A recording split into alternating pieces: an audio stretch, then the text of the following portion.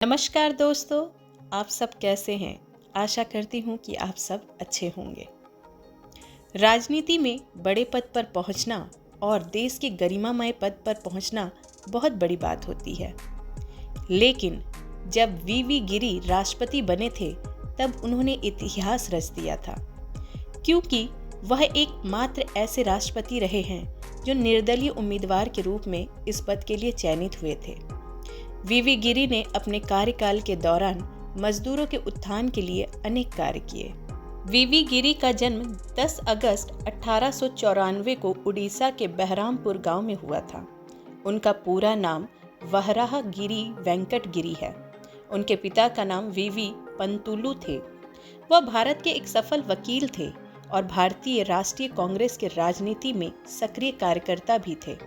इतना ही नहीं, वीवी गिरी की माता भी सामाजिक और राजनीतिक कार्य में काफी सक्रिय रूप से भाग लेती थी।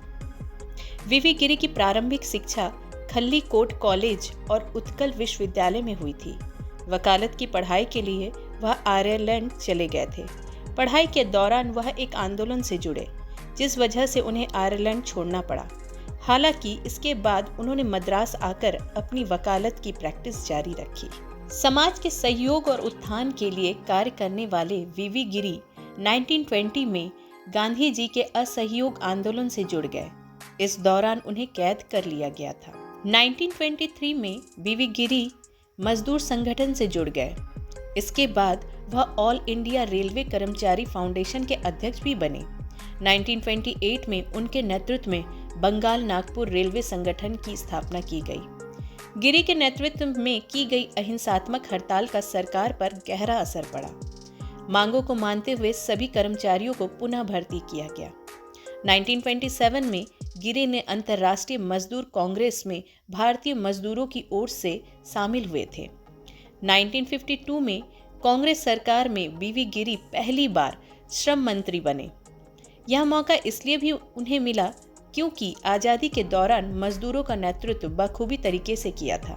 वीवी गिरी ने श्रम मंत्री के पद से इस्तीफा दे दिया था क्योंकि कांग्रेस सरकार ने बैंक कर्मचारी की वेतन की मांग को ठुकरा दिया था।